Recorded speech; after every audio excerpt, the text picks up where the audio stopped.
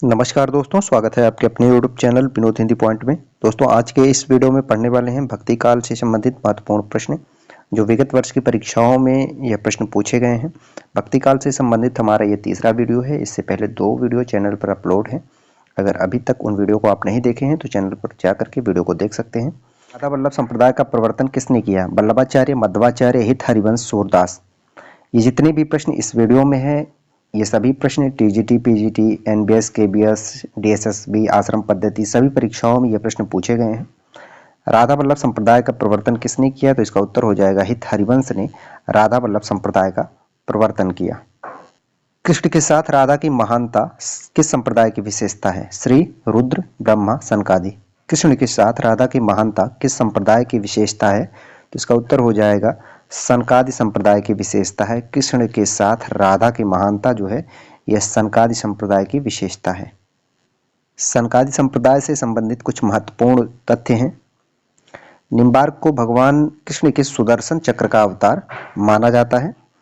कुछ विद्वानों का मत है कि अत्यंत सुंदर होने के कारण इनको शैशव काल में सुदर्शन कहते थे। अत्यंत सुंदर होने के कारण इन्हें शैशव काल में सुदर्शन कहते थे।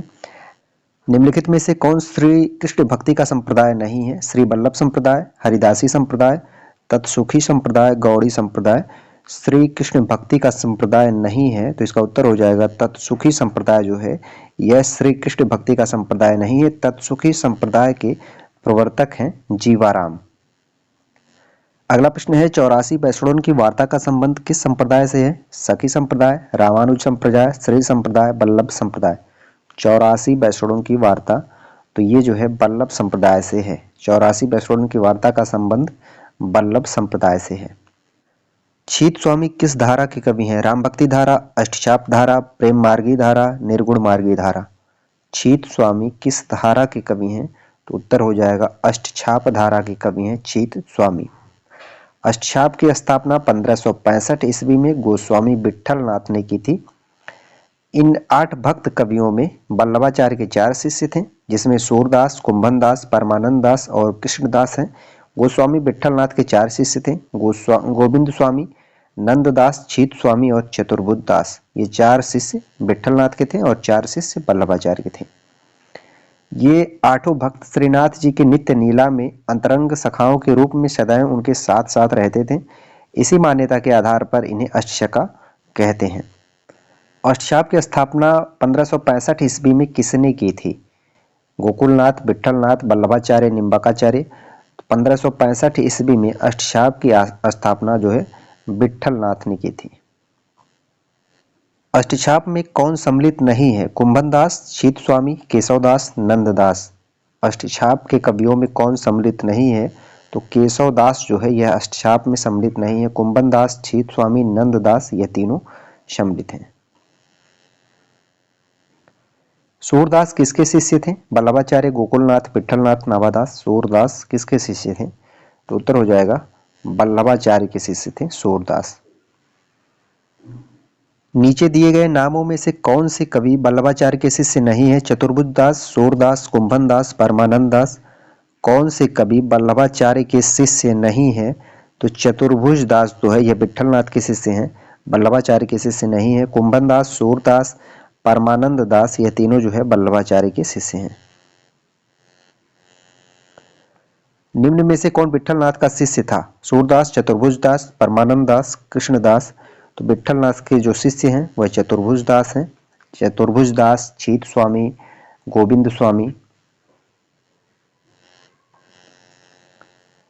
इनमें से एक अष्टचाप के कवि नहीं है। कृष्णदास, चतुर्भुज दास, छीत स्वामी, गोविंद दास। तो अष्टचाप के कवि नहीं है। गोविंद स्वामी जो है अष्टचाप के कवि हैं, गोविंद दास नहीं है। अष्टचाप के प्रमुख कवि नंददास किसके शिष्य थे? वल्लभाचार्य, विट्ठलनाथ, रामानंद, निम्बाकाचार्य। नंददास किसके शिष्य थे? तो उत्तर हो जाएगा विट्ठलनाथ के शिष्य थे नंददास। वल्लभाचार्य के शिष्य नहीं है। कुंभनदास, चतुर्भुज दास, सूरदास, परमानंद दास। वल्लभाचार्य के शिष्य नहीं है। चतुर्भुज दास ये विट्ठलनाथ के शिष्य हैं, वल्लभाचार्य के शिष्य नहीं है। हरिदास संप्रदाय को अन्य नाम से भी पुकारा जाता है। यह नाम है अष्टशाप संप्रदाय, राधा वल्लभ संप्रदाय, सखी संप्रदाय, चित्यचिंत संप्रदाय। तो हरिदास संप्रदाय का एक और अन्य नाम है सखी संप्रदाय। हरिदास संप्रदाय के प्रवर्तक हैं स्वामी हरिदास। जुगलमान चरित्र नामक ग्रंथ के लेखक कौन है? नंददास, कृष्णदास, चतुर्भुज दास, चीत स्वामी। जुगलमान चरित्र के लेखक हैं कृष्णदास। ये प्रश्न कई बार परीक्षा में पूछा गया है। भ्रमर गीत प्रसंग का मूल स्रोत है श्रीमद् भागवत का 5वां स्कंद, श्रीमद् भागवत का 10वां स्कंद, श्रीमद् भागवत का 3वां स्कंद, श्रीमद् भागवत का 9वां स्कंद। तो भ्रमर गीत प्रसंग का मूल स्रोत है श्रीमद् भागवत का 10वां स्कंद। भ्रमर गीत प्रसंग सूर सागर का एक भाग है जिसका मूल स्रोत श्रीमद् भागवत के 10वें स्कंद का 46वां 47वां अध्याय है। अन्य महत्वपूर्ण तथ्य हैं सूरदास का जन्म 1478 ईस्वी में तथा मृत्यु 1583 ईस्वी में हुआ था। ये वल्लभाचार्य के शिष्य थे। सूर काव्य का मुख्य विषय कृष्ण भक्ति है। कृष्ण भक्ति काव्यधारा के कवि हैं सूरदास। वात्सल्य रस के सम्राट के रूप में इन्हें जाना जाता है। सूर के भाव चित्रण में वात्सल्य को श्रेष्ठ माना गया है। सूर की भक्ति पद्धति पुष्टि मार्गीय भक्ति है। इन्हें पुष्टि मार्ग का जहाज भी कहा जाता है। खेट कौतुकम किसकी रचना है? रहीम, रसखान, कविगंग, दादू दयाल। खेट कौतुकम ये रहीम की रचना है। रहीम की अन्य रचनाएं और भी हैं। रहीम दोहावली, बरवैनायिका भेद, नगर शोभा, मदनाष्टक, रास पंचाध्यायी, श्रृंगार सोरठा, ये सभी जो है रहीम की रचना है। रास पंचाध्यायी जो है नंददास की भी रचना है जो रोला छंद में लिखी गई है। अगला प्रश्न है बरवैनायिका भेद के रचनाकार कौन है? केशवदास, भिखारीदास, रहीम, बिहारी। बरवैनायिका भेद के रचनाकार हैं रहीम। रहीम कृत मदनाष्टक की भाषा है खड़ी बोली, अवधी, ब्रज, राजस्थानी। मदनाष्टक की भाषा क्या है? तो खड़ी बोली है। रहीम कृत मदनाष्टक की भाषा है खड़ी बोली। रहीम कृत मदनाष्टक की भाषा खड़ी बोली है। रहीम का ब्रज भाषा और अवधि पर समान अधिकार था। रहीम का पूरा नाम अब्दुल रहीम खान खाना था।